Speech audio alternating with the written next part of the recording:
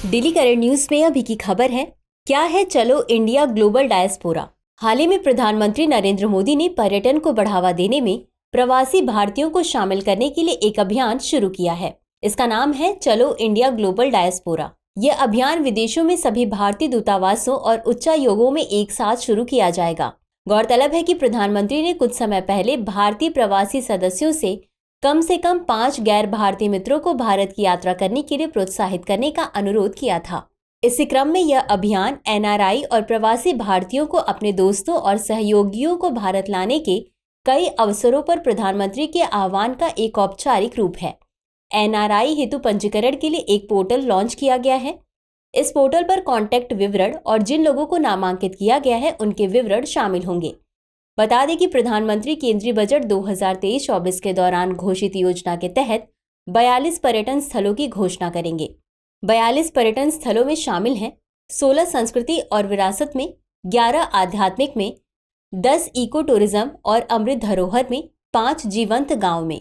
चलिए अब जानते हैं भारतीय प्रवासी के बारे में। डायस्पोरा शब्द ग्रीक शब्द डायस्पेरियन से लिया गया है, जिसका अर्थ है फैलाव।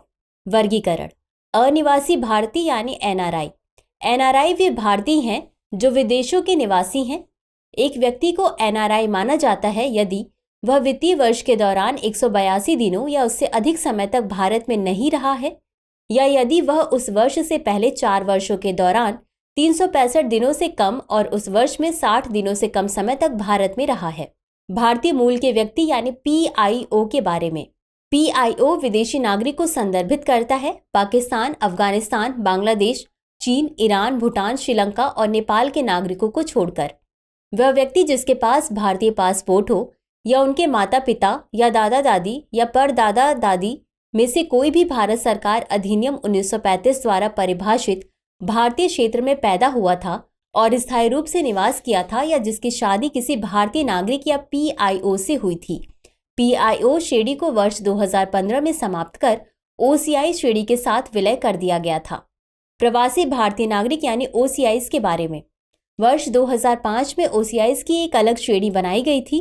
विदेशी नागरिक को ओसीआईस कार्ड दिया जाता है जो 26 जनवरी 1950 को भारत का नागरिक होने के योग्य था, 26 जनवरी 1950 को या उसके बाद किसी भी समय भारत का नागरिक था, या 15 अगस्त 1947 के बाद भारत का हिस्सा बनने वाले क्षेत्र से संबंधित था।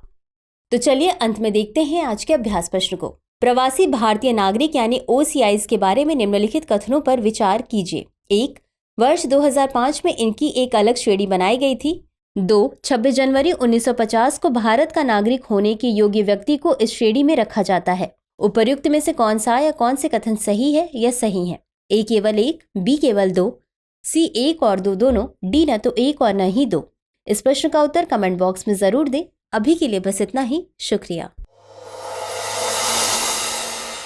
डियर व्यूअर्स, अपने एग्जाम की तैयारी को और बेहतर करने के लिए हमारे चैनल को लाइक, शेयर और सब्सक्राइब करना न भूलें।